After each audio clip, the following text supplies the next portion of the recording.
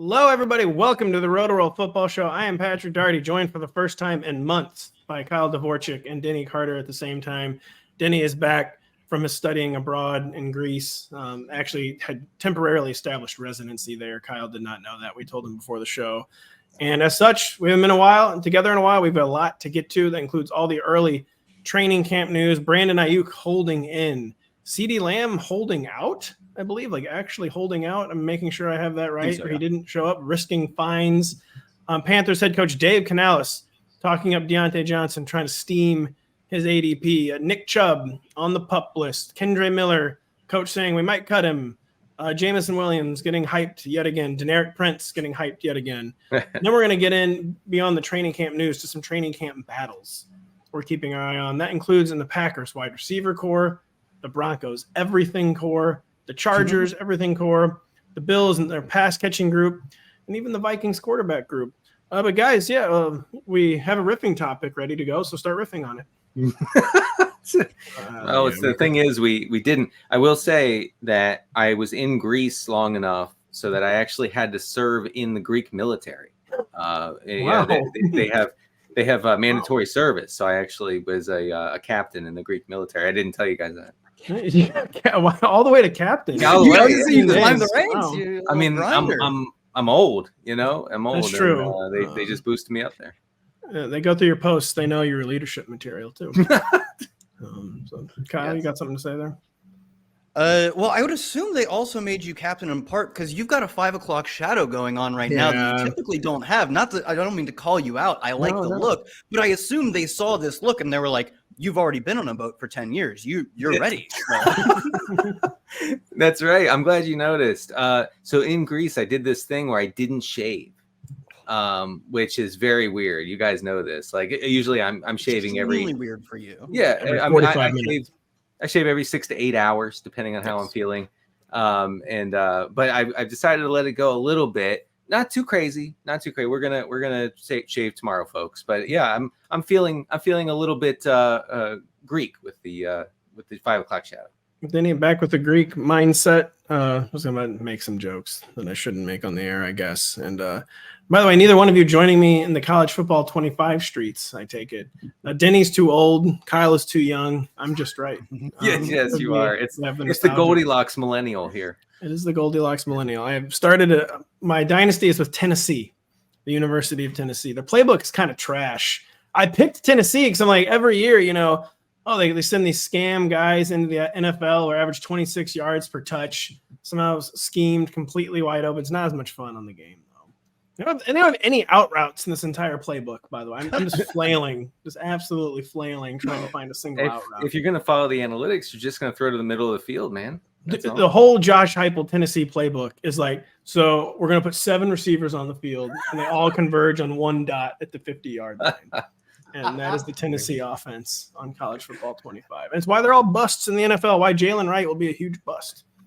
Am I right? They do have some of those like Oklahoma wide receiver vibes of like you said, everyone averages 20-something yards per touch. And it turns out that you played Big 12 cornerbacks and you had a really good scheme that doesn't necessarily always translate.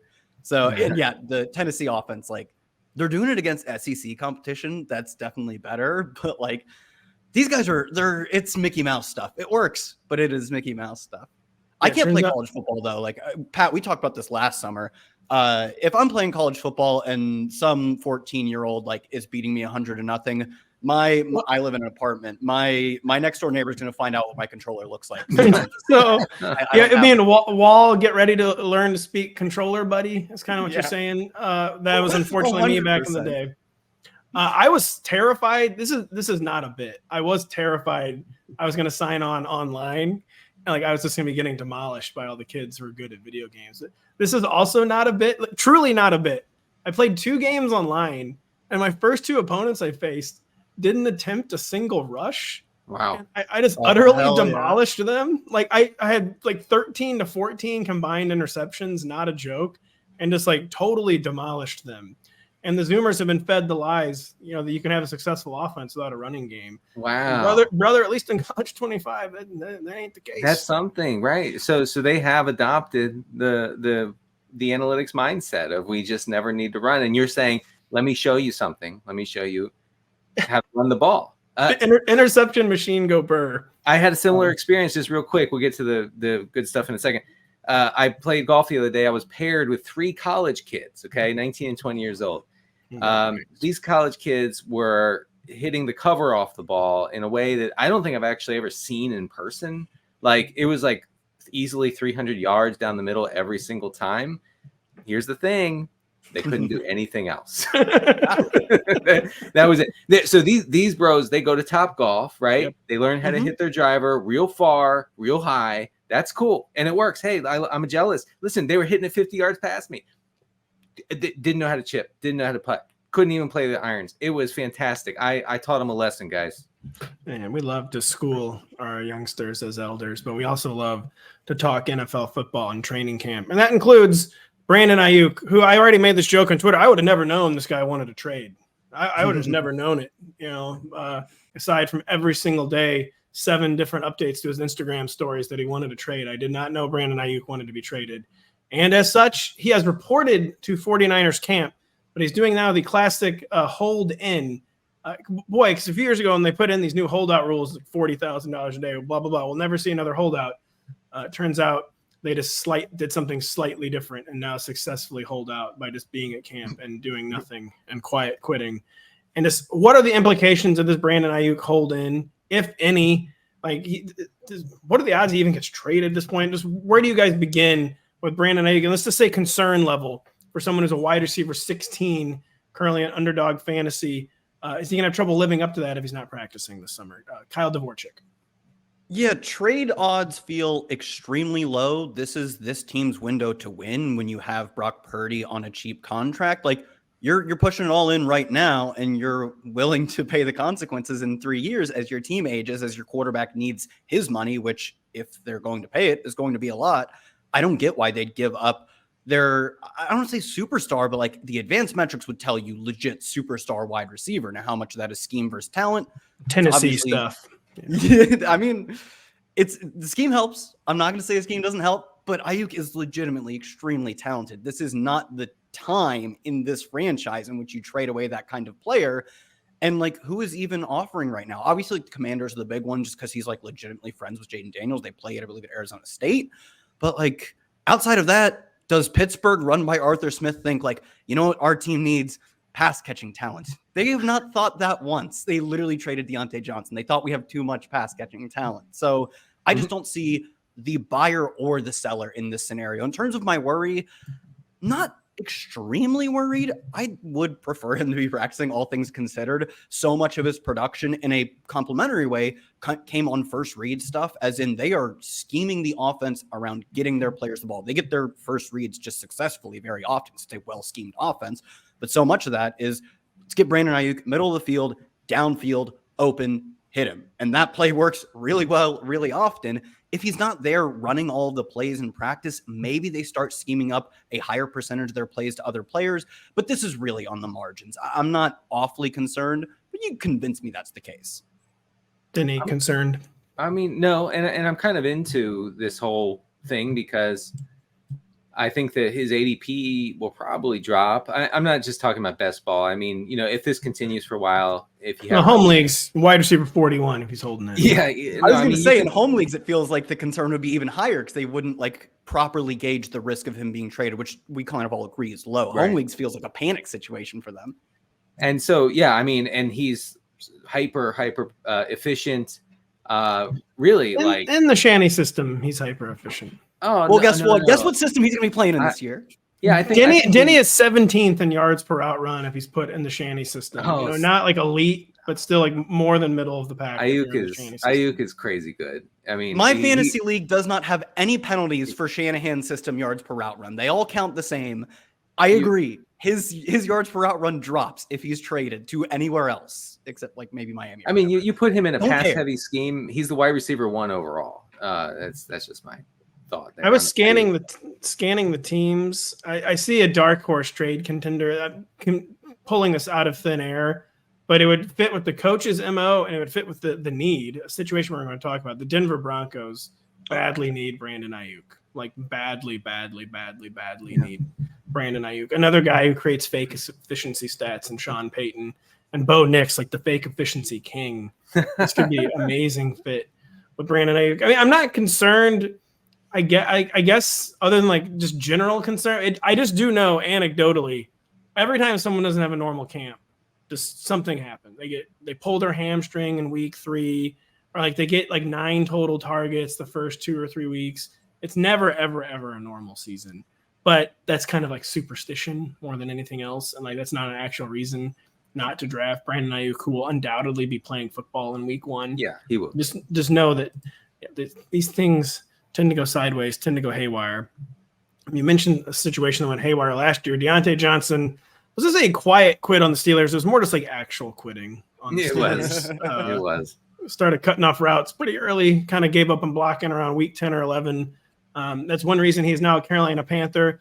One reason my fantasy managers have been out on Diontae Johnson, who we knew from 2020 through 2022, the guy was at least going to be amongst the league leaders in targets, 140 plus targets, all 3 of those seasons. All that went out the window last year. And again, why he's now a Carolina Panther. But Denny, wide receiver 42. I know it's Bryce Young. I know it's Mr. Drops himself, Diontae Johnson. But we know the assignment here with Diontae Johnson. That is to be 150 target Diontae Johnson. And Panthers head coach, Dave Canales has been talking him up, confirming, obviously, no duh, he will be featured. I said no duh earnestly there. Do you agree with me? This is one of the worst ADPs you've ever seen. I haven't heard no duh since Clinton, not to get political. But yeah, I have come around despite my feelings about the Panthers and about Bryce Young. I feel like, what's the thing? Too big to fail. Yeah. In that, Canales was very open, weirdly, I think, about saying like, he's open about a lot of stuff. Our whole offense is going to be predicated on Diontae Johnson, and what teams are doing against him is going to dictate the rest of what we do on the offensive side of the ball. So that tells us what we need to know, which is that Diontae Johnson is going to be peppered with targets. I think even if the Panthers are a super run heavy conservative team, and I think they will be, because the whole goal is to like hide Bryce Young, like make sure he's not in bad positions.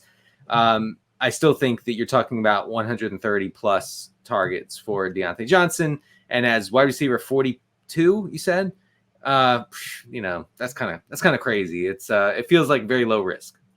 He's in the zone of receivers who have kind of some quote unquote obvious risk, but really high upsides. I was about to do the either or game with you guys, but the either or is 2 immediately in front of him are Christian Watson and DeAndre Hopkins, where it's not like an open and shut case that you would take Diontae Johnson ahead of them. But Diontae Johnson or wide receiver 39, Rome Odunze, Kyle, what do you say? I mean, Diontae. I'd probably go Rome, but like it doesn't.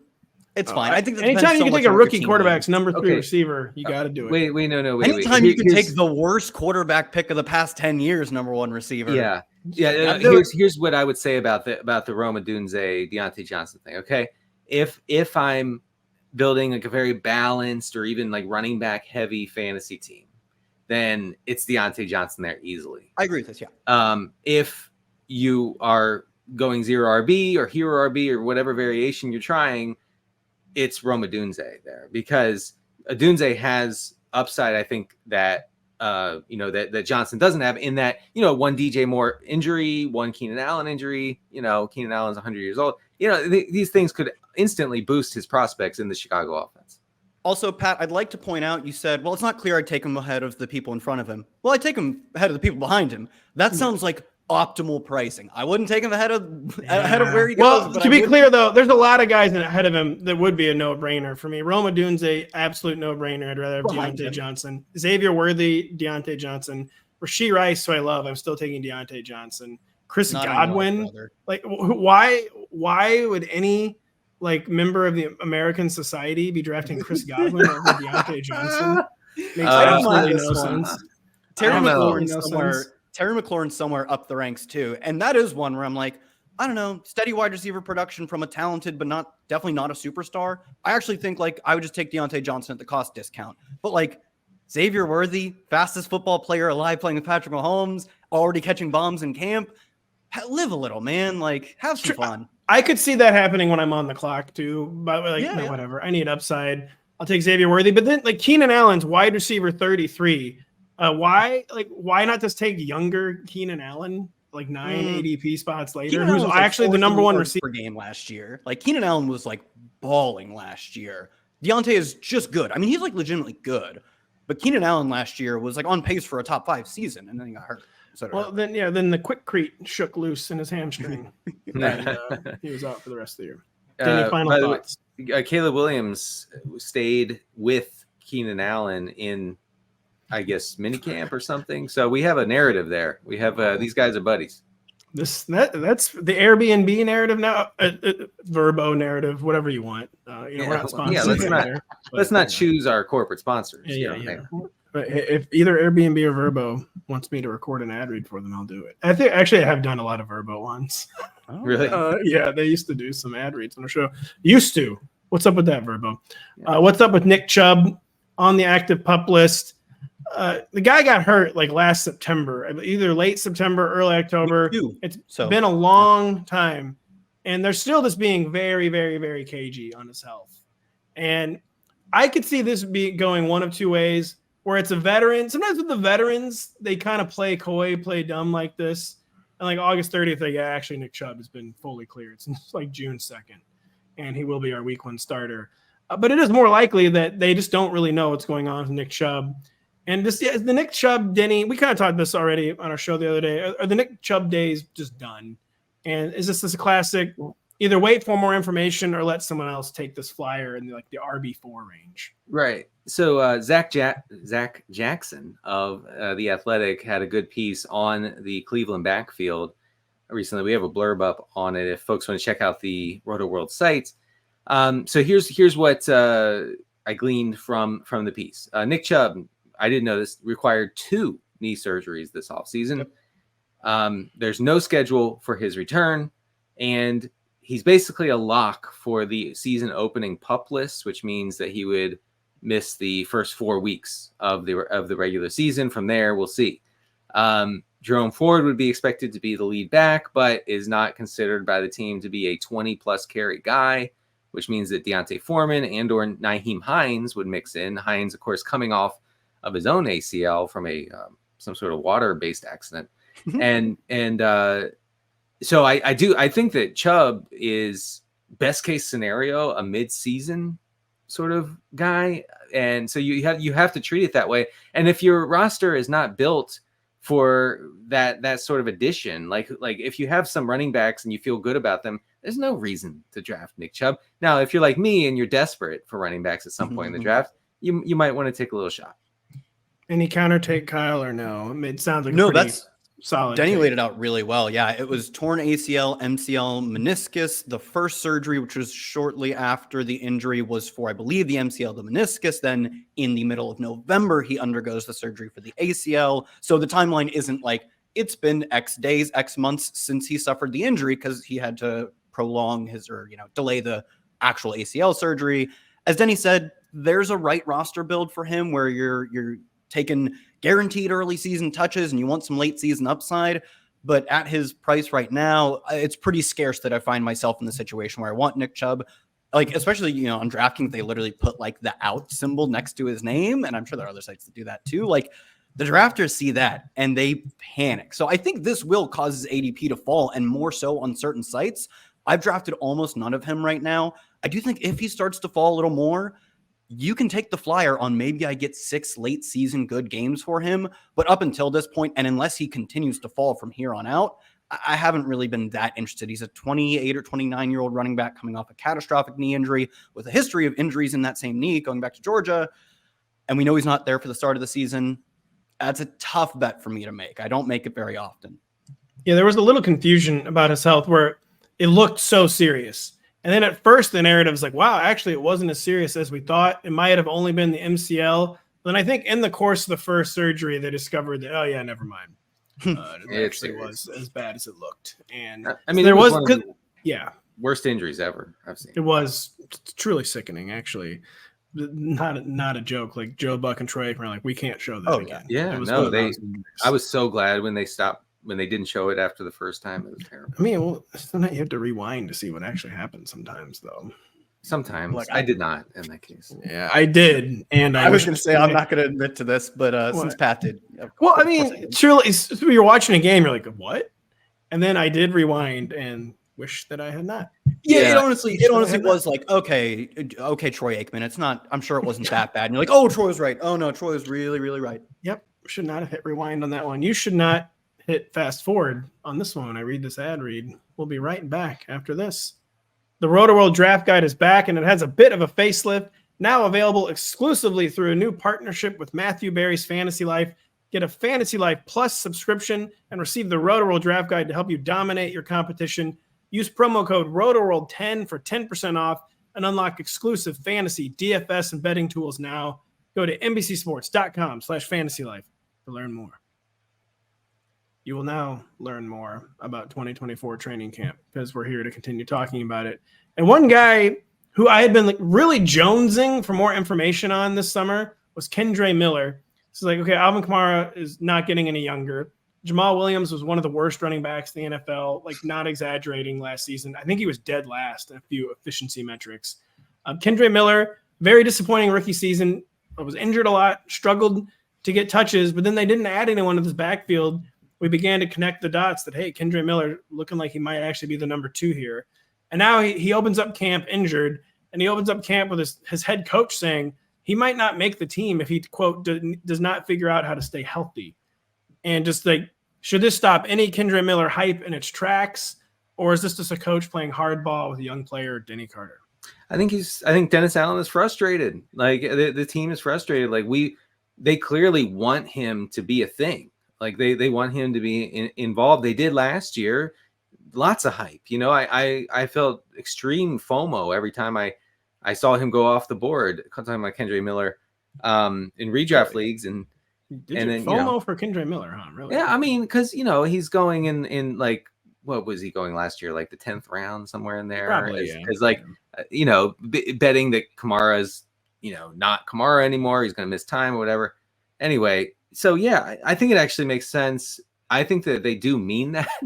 I think that so if you're drafting Kendre Miller, it's probably the best case scenario is probably him ending up on another team that's not sick of him. I don't know if he'll be cut. I think they're trying to motivate him. Basically, Cowboys. I think they're trying to motivate the young man. Like, listen, it's cool that your hamstring's sore. We feel really bad about that. You have to practice through that. This is the NFL. This is not TCU or whatever, where every time your hamstring twinges, you get a day off. Like, you have to play through this, buddy.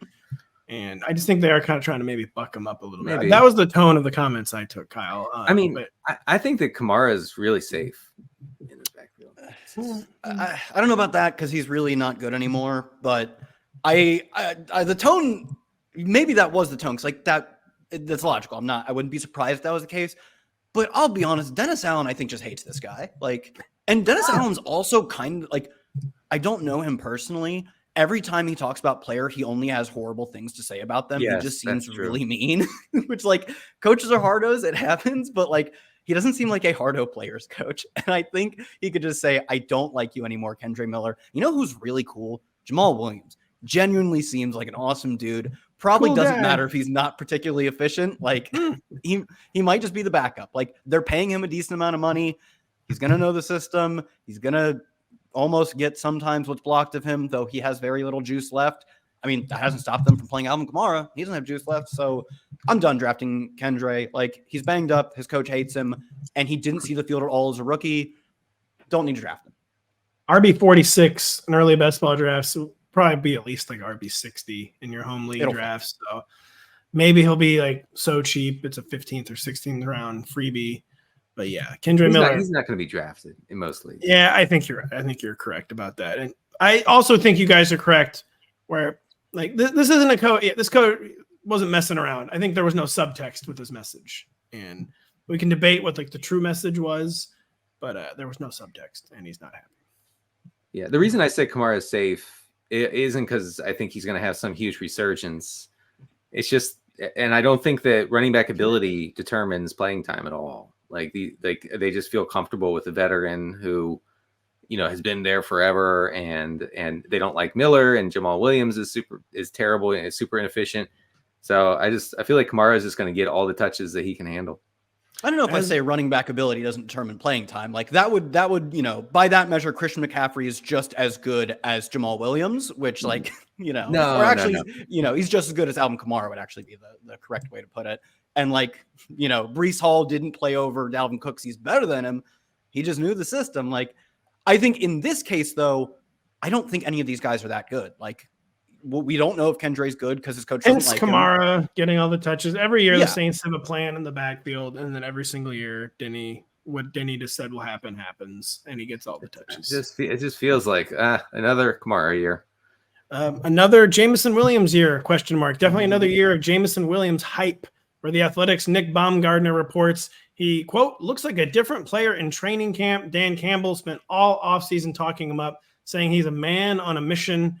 Guys, we have a throw-up narrative, a vomit narrative, where he played through vomiting at practice the other day. That shows dog levels. He'd been accused of not having Did he vomit mid-play? I feel like he literally vomited mid-play is what they told us. Like on a touchdown catch or something. Oh, no, I think it's important if it's mid-play. That's true. Different. That would say even higher dog levels. Currently, the wide receiver 48. Does this time it count with Jameson Williams? Kyle, I'll let you go first on JMO. This time, does it count? Question mark. Sure. I don't think he's a particularly bad pick. He's not. You know what? I was talking with a friend of the show, Pat Carrain. He's like this year's Rashad Bateman. He's the last guy you can get excited about. That doesn't make him a good pick. Like, could I have seen first round pick who I liked coming out of college being good in his third year? Yeah. Did it happen? No. And that shouldn't be that surprising. Like, guys who are shows little production through 2 years, as JMO has, do not hit at high rates at all.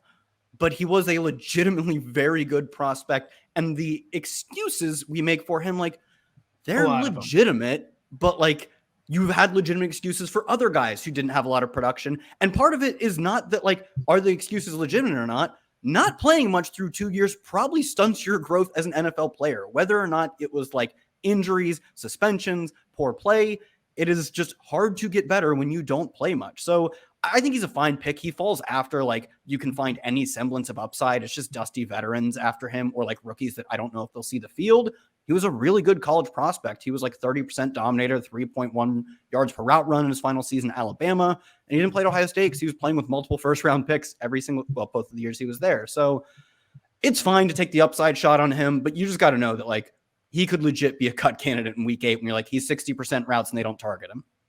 Kyle, what is a good Denny, what does a good Jameson Williams season even look like? I think it looks like something that would drive fantasy managers insane because you're talking about some blow up weeks where the Lions have to drop back more than they would like. Because remember, when these guys had a lead last year, they absolutely deflated the football. And it happens to be a good team. So I'm thinking that Jameson Williams is going to regularly be targeted, 3 to 5 times. If he can make the most out of that, it's going to be awesome. He's really fast. He's explosive. He's going to be targeted downfield. He's going to be basically the team's only real downfield threat.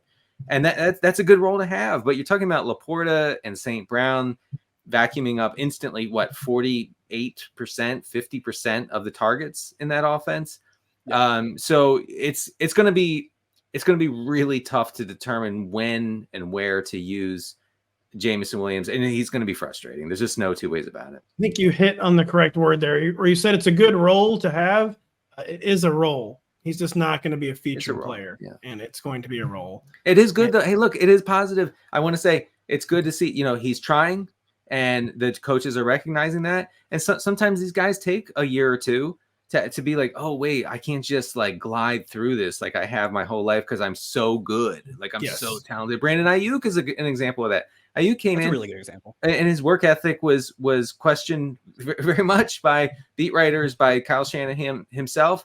Shanahan benched him at one point, and he came back from that, and it's now like a dog of a blocker, like a true like physical man winner. Like So you have, and he wasn't that Jameson guy when he Williams. came in. Yeah. I think he got the message like, oh man, I really have to apply myself, and that's good. It is good. 700-800 yards. I would consider that a success for JMO, as we call him, for some unknown reason. So we like to hype Jameson Williams. He was at least a lottery pick, blue chip receiving prospect. Went to the University of Alabama. Why do we hype Deneric Prince so much? Number 3 running back on the Chiefs. Is it solely because I know he blew up the RAS? His relative athletic score, absolutely, almost literally off the charts, but he didn't do anything at all last year. But Clyde Edwards-Helaire has never done anything at all. He's been getting first-team practice snaps behind Isaiah Pacheco, Deneric Prince. Is it back, baby? Are we back with Deneric Prince? Who wants this one first? Go ahead. I'll go for it. I mean, the reason we hyped Deneric Prince is because he's not Clyde Edwards-Helaire. And like when there's a guy who isn't Clyde Edwards-Helaire, you look at that guy and you go, whew, that guy's pretty good in comparison, because CH, like, he doesn't seem to be it. So to me, I'm still not willing to buy Deneric Prince as the clear RB2. It's a settled debate already because CH was also getting reps with the ones. It just wasn't CH is the clear 2. It seems like there's a legit competition for who's the second running back. But you're looking at a UDFA running back who was cut before the season last year and didn't play an offensive snap as a rookie. And what, like you said, he was not productive in college. He's a pure like athlete type. And that guy can still hit, but generally like UDFA who doesn't play as a rookie and is cut is not a strong signal. This is just a holding pattern for me. I think if we got good Clyde news, like if we had gotten it, if he's clear RB2, I said he'd be a really good draft pick if that's the case. That's not the case anymore. We don't have to draft a single Chiefs backup until they give us more info. And honestly, the info might be there is no clear backup because none of these guys are that good. They're trying out Kadarius Toney at running back snaps. So. I mean, Prince comps favorably to Isaiah Pacheco, and athletically. So maybe they're going in that direction, but we're a long way from saying, Prince is the clear like insurance option behind Pacheco. I mean, Prince probably won't even be on the team come Kristen Michael walked so Deneric Prince could run. Yes. I mean, this team had one of the OGs, Niall Davis. I remember I started playing Dynasty when Niall Davis was on this roster, and did we spend some money on him? Yeah, I mean, as you know, I've been radicalized against hyper athletic running backs. I'm just completely grossed out by them because it never works out. So we're very skeptical of Deneric Prince. By the way, Kadarius Toney running back touches, also known as the final thing you see before you're cut. Final thing you see before you're cut. And also, we're still not talking about Luis Reese. Oh yeah, the fake rugby player guy. Man, he got drafted in our dynasty league. The dynasty league that Denny quit a few years ago, supposedly for time purposes. Yet I see Denny doing things and having hobbies. Yet I do things. You're right. I see Denny having a life. Curious that he's still not. It's curious. Denny chose a trip to Greece over Pat's Rotoworld Dynasty League. What's going on there? I quit it like 8 years ago, and I haven't heard the end of it. I'm hoping the 10-year mark might mark the end of me hearing about this. We desperately need Kyle in the league, but we have 14 members and no one wants to quit because it's just a good league. No one, that is, of course, except for Denny, who has quit the league and moved on. We have quit this conversation and are moving on, and we'll be right back after this. We are inching closer to watching Noah Lyles and more of America's elite athletes compete for gold in the Summer Olympics. It all begins on Friday evening with the opening ceremony in Paris. Then prepare for the best in the world to compete over the ensuing 2 weeks in France, only on NBC and Peacock. Guys, one of the highest visibility American athletes in Paris is, of course, every single basketball player. And I was just wondering, do you like it better when we utterly dominate, annihilate, crush our competition? Or do you like to watch the U.S. men's national basketball team sweat a little, get pushed? Do you want like annihilation and domination, or do you want like American grit and stick-to-itiveness? No, I want annihilation. I don't want it to be a close game ever. Like I don't know, but I'm an older millennial. I grew up with the dream team when they were winning by 60, 70 points a game. So that's what I became accustomed to that as a kid, and I want it back. You don't like when Spain, gives us a game. But again, that was a totally different environment. The rest of the world didn't really play basketball, so it was just completely different. And today, it turns out a lot of countries play a lot of basketball. It would stop in the middle of the games to get autographs, almost without exaggerating. Yeah, including South Sudan, who almost beat the U.S. That was a wake. I think I just prefer us to lose. When I went to last year, or maybe it's 2 years ago. Yeah, I went to since Ohio State plays, every big school plays non-real teams for 2 or 3 weeks, and that's before the NFL season starts. I got to go to the Ohio State Western Kentucky game.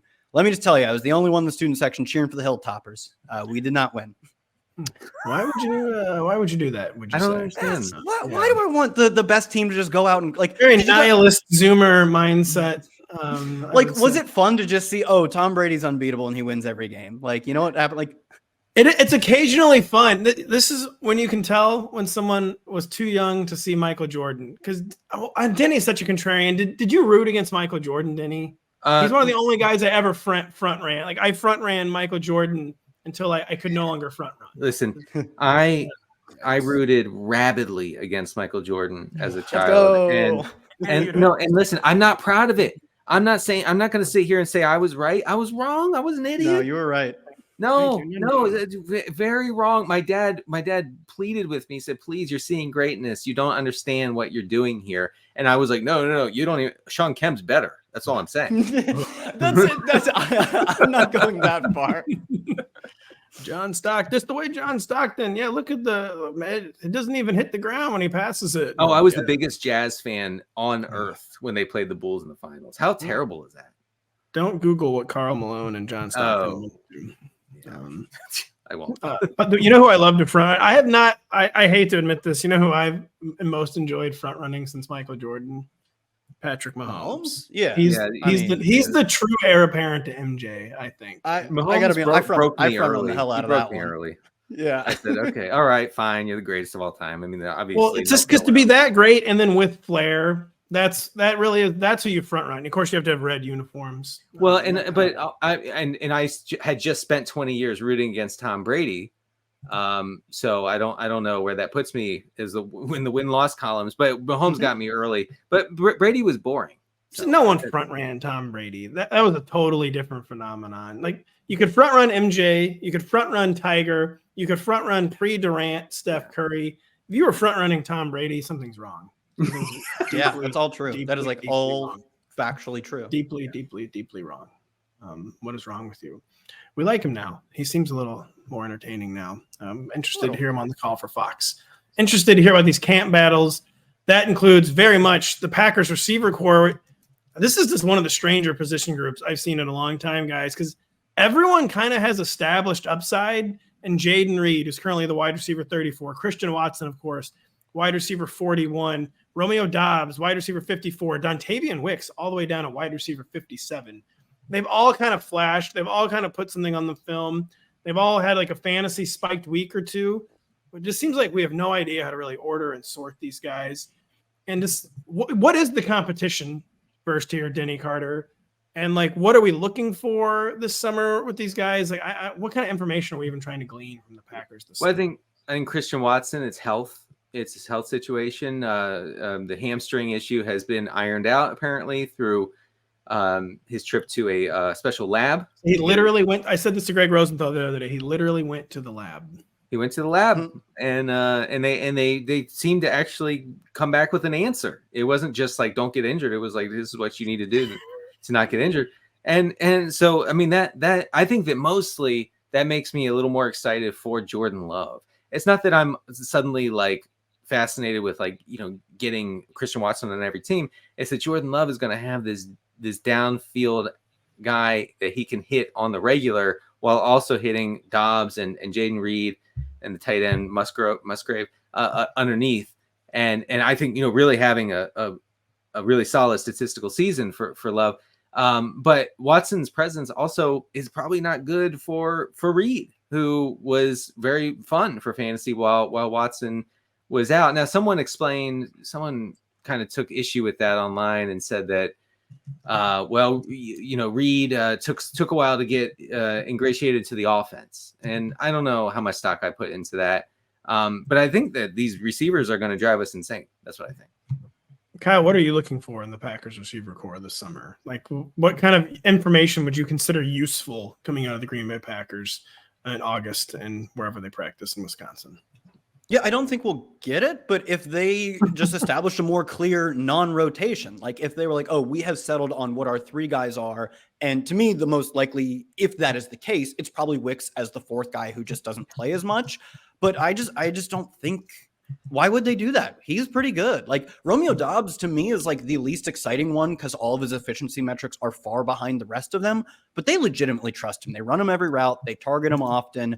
They go, like they went to him in the playoffs. So I'm going to take their usage of him as their word. Like they trust him to play all the snaps. And if that's the case, I think it is just a pure rotation. But if they do settle, this would also be something in the preseason games, like, oh, 2 drives with Jordan Love, who's playing.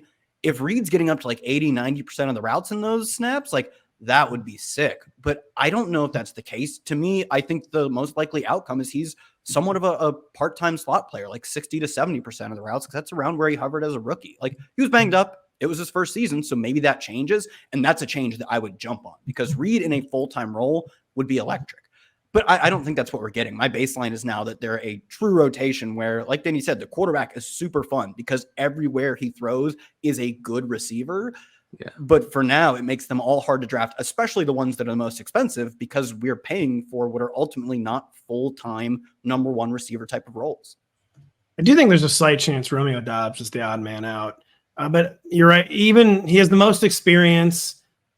Him and Dontavian Wicks like aren't that different in size, but I feel like Dobbs maybe plays bigger. Or am I just like totally imagining that? No, and they trust him, and he's a red zone / green zone option. He's like one of the he had among the most inside the 10 targets last year. Yeah, and was really like effective in that area of the field.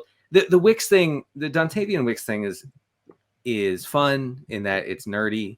And it's a way to show online that you know ball. Yes. And I get that.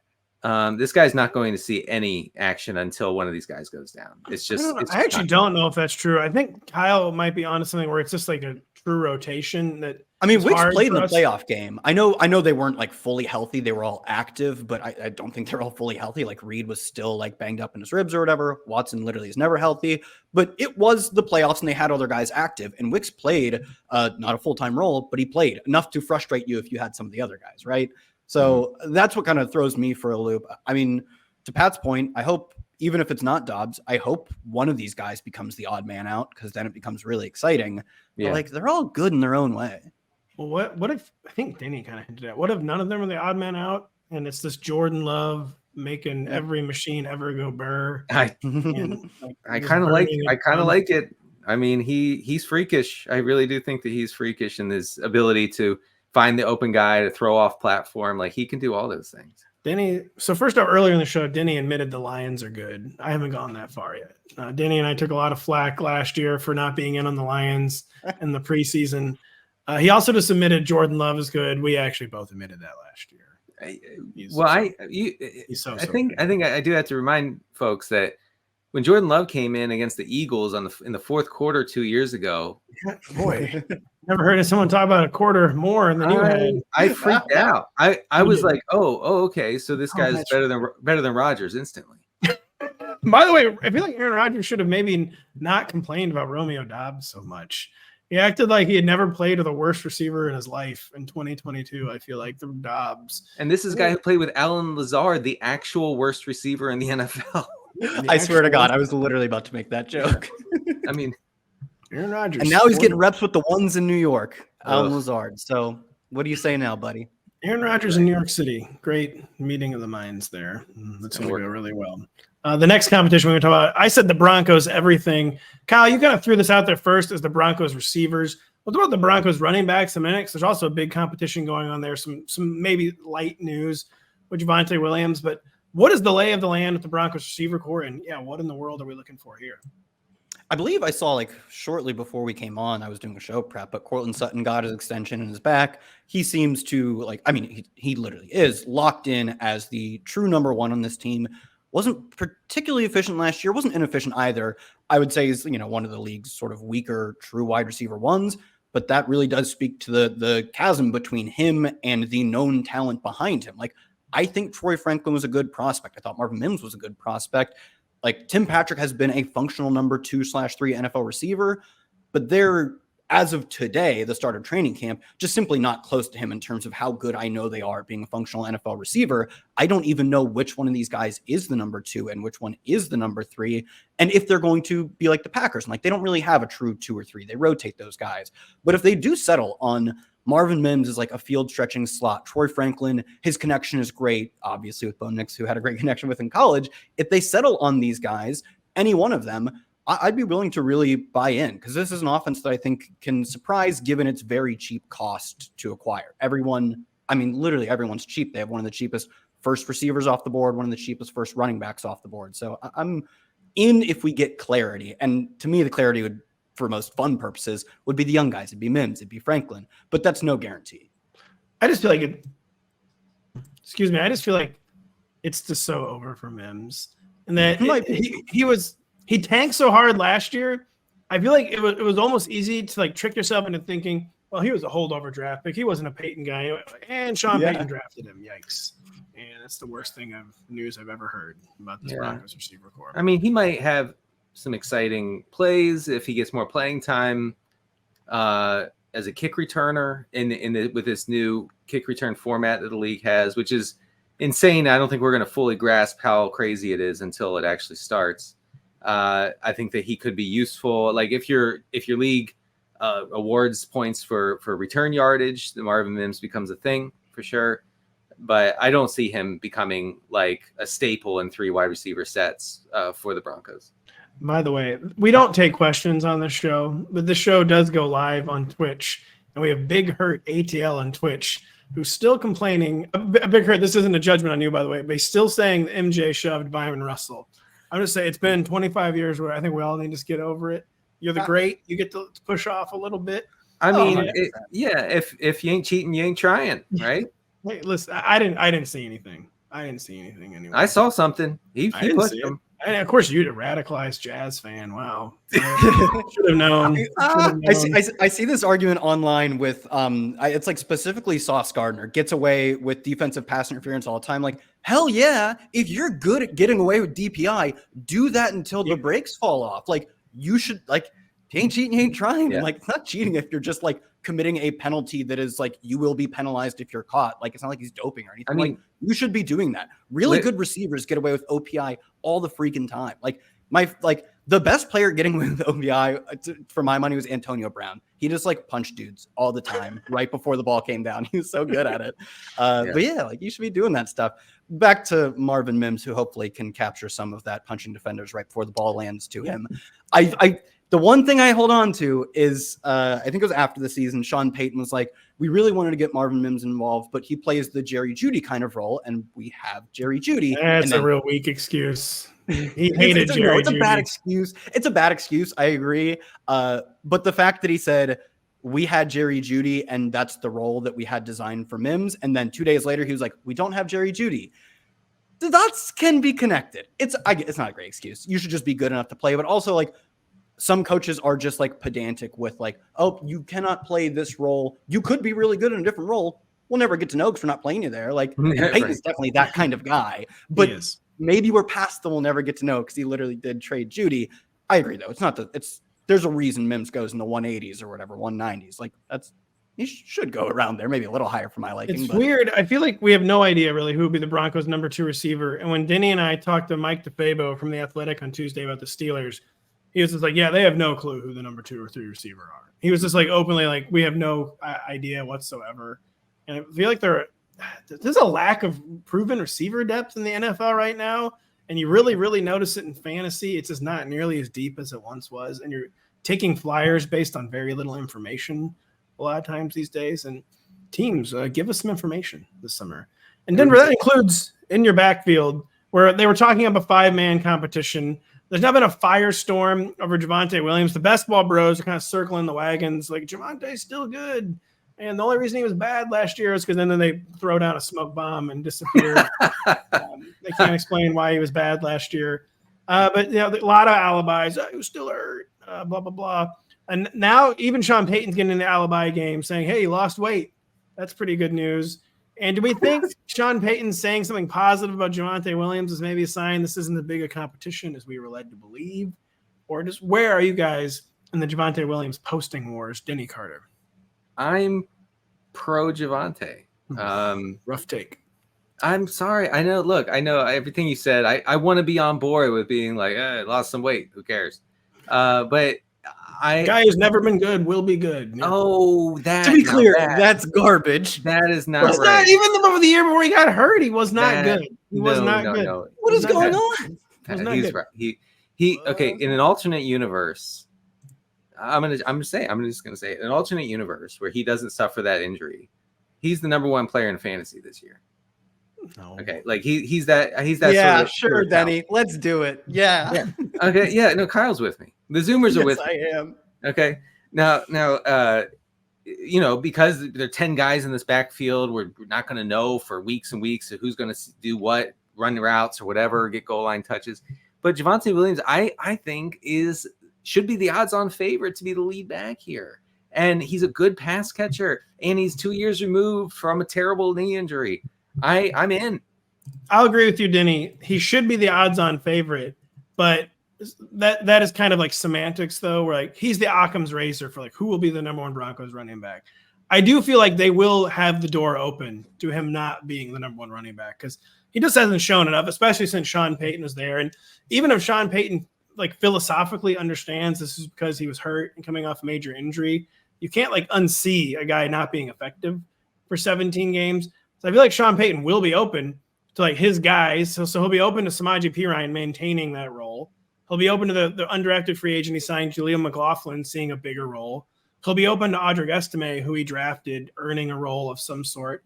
He'll even be open to Blake Watson, this year's undrafted free agent, maybe making the team and earning a role. And they all like require several things to happen for that to happen, which is why Javonte, as the established option, still I think only 24 years old, is the favorite. But like he's like the true just betting favorite. Or like once the game starts, like it could be like the classic by the second quarter, like, oh, yikes. I'm not really sure why I thought Javonte Williams was going to win this game, win this competition. That's kind of my take on the Javonte Williams situation. I mean, I totally agree. And the that he door was is never open. good. Well, I don't agree with that part, to be clear. I think he literally broke PFF's like broken tackle metric in college and then was an extremely in college. North Carolina. Oh my he's God. really good.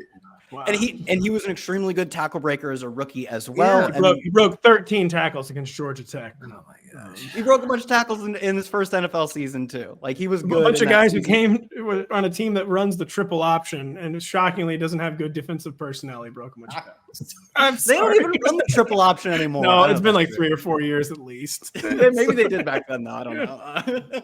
It's probably been longer than that. Yeah, I don't remember. I mean, I'm kind of like generally with you on the idea, not that has never been good part, but the door's absolutely open. I mean, he was bad last year. He just wasn't particularly efficient, and there are legitimate excuses for that. But if he does not improve this year and he does not do it early in the season / in training camp, then the door is absolutely open for this. Jaleel McLaughlin was really efficient last year, whereas Javonte wasn't. Samaje Perine's a really good like pass blocker and pass catcher out of the backfield. Watson was a fun, like extremely productive college back, but he's UDFA. And then there's Estime, who I think he's probably a lock to make the roster already at this point, or at least a good bet to make the roster. Slowest player in the league, Audric Estime. That's your competition for Javonte. So right. So yes, it is not clear cut. This is a settled debate. We've got our running back one, but I think it's more than just like, oh, he's the plurality favorite. It's a bunch of 30%, 20%. I'd take him at 50. I'd take him well above 50-50 to lead the backfield in carries. And generally Sean Payton offenses have been extremely good for the value of the backfield as a whole. And I also think there's a better than 50-50 chance of Perine getting cut, freeing up a ton of those receptions. It's not guaranteed, but they can save something like $4 million by cutting a 29-year-old on a rebuilding roster. And they've invested in other running back options. Like if he goes and Javonte Williams wins a clear RB1 role, like he could be an actual fantasy RB1. And at this price, I'm totally in on betting on that happening. Even if I agree, like I can lose this bet, but I think it's a good bet to make. I do feel like why would the Broncos not cut Samaje Perine? Like, there's no reason whatsoever for you to keep. But then it is Sean Payton, and he's just like he must think. I mean, Samaje Perine, didn't he literally lead running backs in yards per out? Yep. So he gave Sean Payton exactly what he signed him for. Mm-hmm. I think Sean Payton can get that out of almost any pass catching back, but he had it. He saw it with his own eyes last year. So I haven't like cashed Samaje Perine off this roster, basically. Even though, like, if I were the GM, that'd be the first thing I'd do. I will say I like Javonte, especially at his ADP. I'm also not out on Jaleel McLaughlin, and maybe that's contradictory of me. Maybe I just need to pick one. I don't think so. But I think Jaleel McLaughlin is, I believe, the most productive running back in college football history. Was it? Yeah, it was him, I believe. He's a D3 player, but he was a 4-year Division super 5, producer. St. Charles Community College here in my hometown. And he destroyed them. Nobody can stop him. He apparently got bulked up a little bit over the offseason because he was relatively small. Sean Payton had a lot of good things to say about him and his work ethic. He's a dog. He's in there early, late, everything working out. Anyway, I see a lot of things pointing toward him getting some opportunity if things fall right. I think Javonte probably will get the opportunity first, but Jaleel McLaughlin, like all the Denver running backs last year, was really good per touch. So I'm not out on him. The final thing I'll say in Javonte too is it is like a classic. Like, what does he win if he wins? Like, Javonte's the starter. He's the number one back. But then, they're shuttling in Audric Estime on some short yardage touches. They're using him sometimes at the goal line. He's not playing any third downs because Samaje Perine or Jaleel McLaughlin has emerged triumphant as the third down back. Or it's just kind of like, to drafters' credit, they're not drafting him as if he has some huge role. Javonte. It's just like, what is truly the ceiling for this pick? I think the ceiling is that he wins the passing down role. I mean, Jaleel is tiny and didn't play almost any third down pass blocking stuff last year. But I mean, that's a clear continue. I mean, you said it. Did he get taller? I get that some of his pass blocking stuff can be he improved in a technical sense, but I don't know, 290-pound edge rusher comes bowling at you.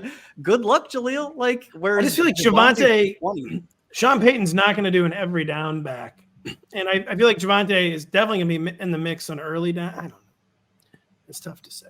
That's how you win. I'm not sure if it's realistic, but I mean, if they cut Perine, it has to be somebody. And like you said, it's realistic they cut Perine. I don't know if they do or not, but when if they cut Perine today, we have to start projecting someone to be out there on third downs, on passing downs.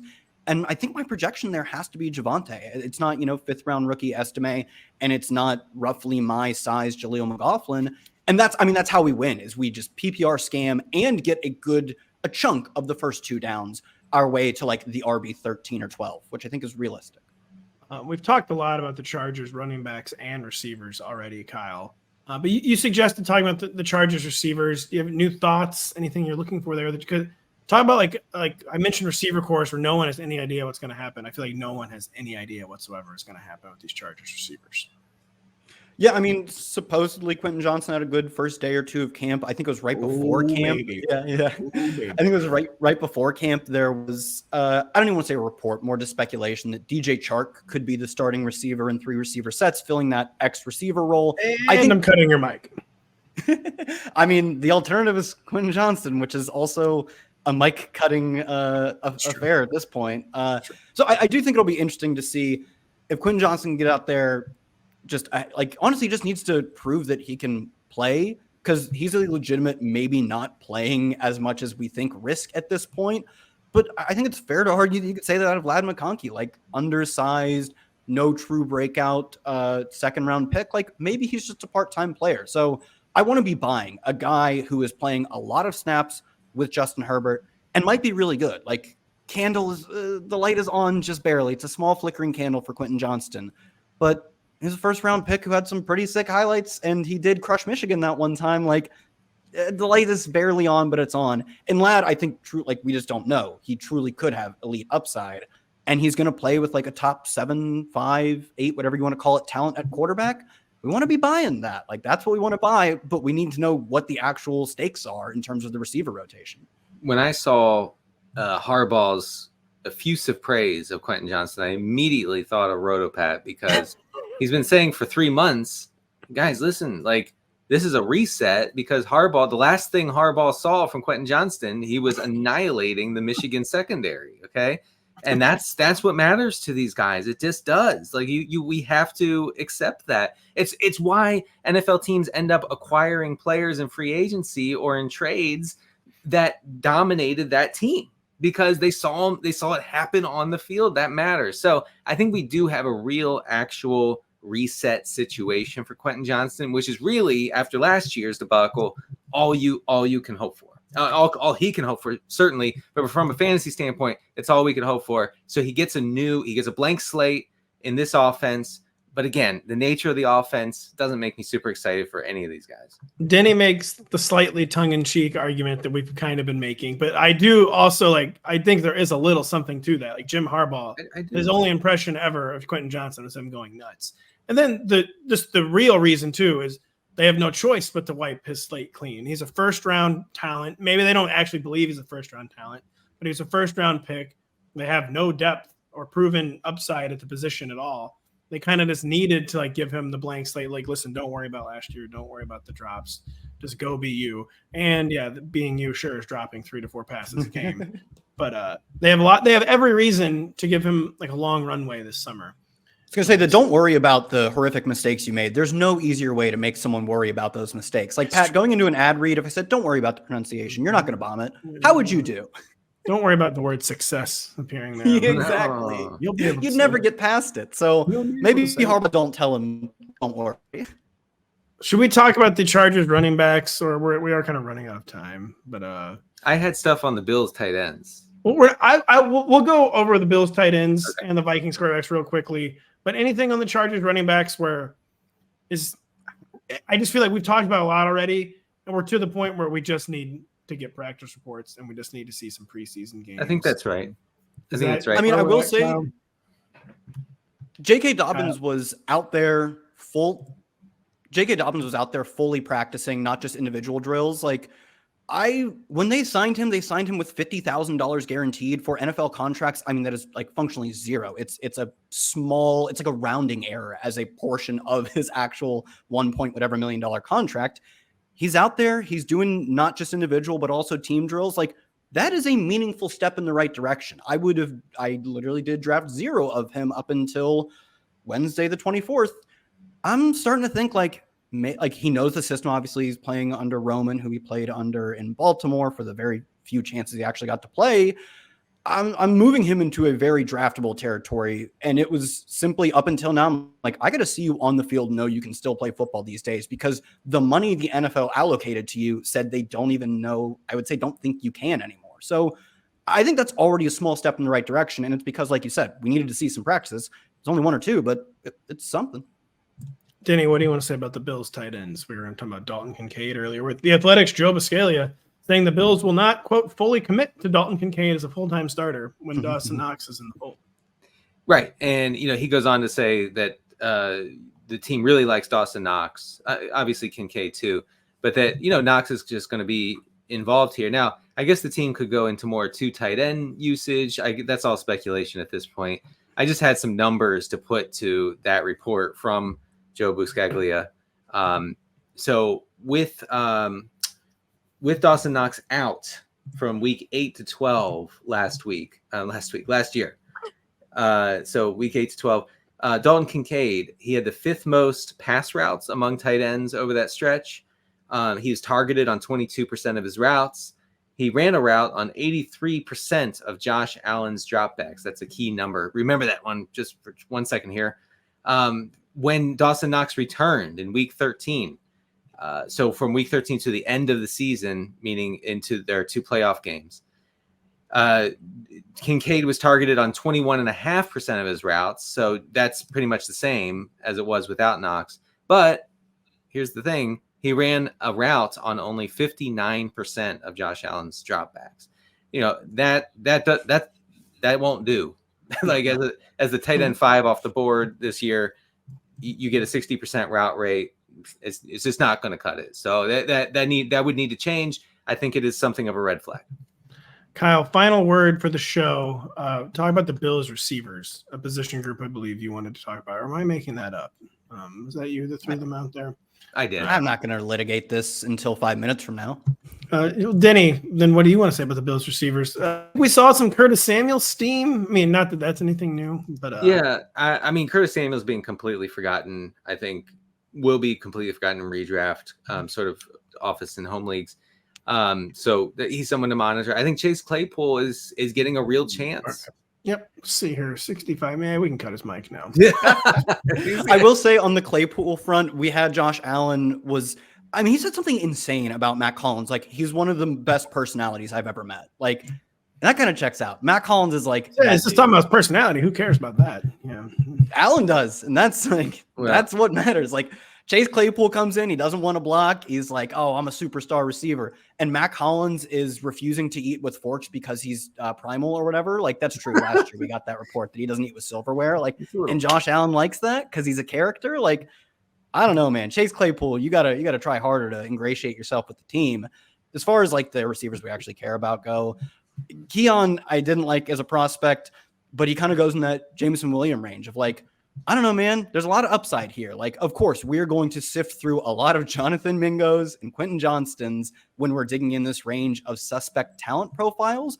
But you dig through a lot of those to find your Jaden Reeds and your Puka Nakuas and your Rashee Rices. And like, that's the kind of bet I want to make, even if I know like it loses and flames out in my face a decent amount of the time. It also wins your league a lot. And this one's very obvious. Like, oh, Keon Coleman, highly drafted Josh Allen receiver with very little competition.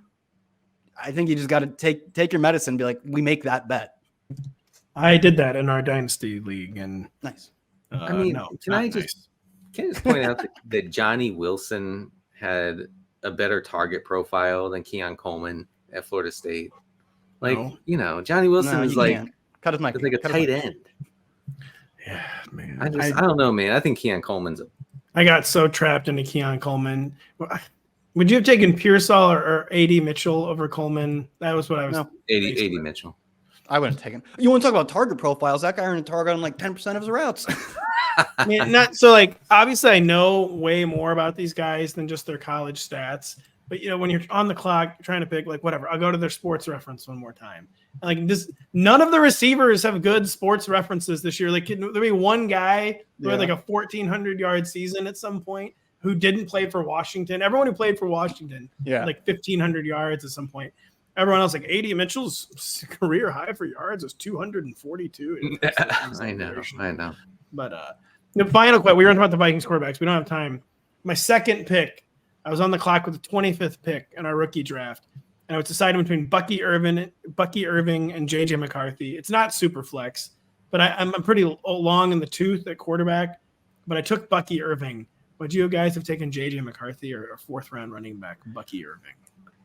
I think I'd have taken J.J. McCarthy. Like, he's in the spot of all. Sorry. I agreed with you on Keon, the more important, because the higher draft capital. I think you made the right choice there.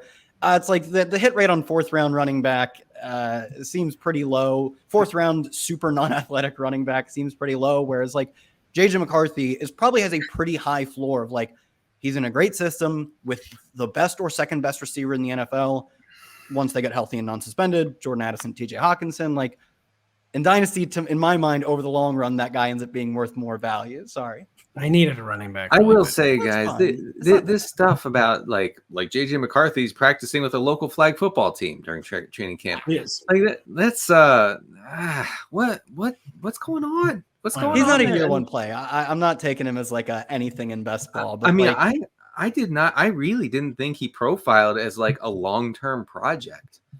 Yeah, he's playing. Yeah, he's playing in the local American Legion League. I mean, we're getting a whole season of Sam Darnold. You better learn to like it. Better learn to speak Sam Darnold, buddy. Better learn to listen to us next week when we'll be back.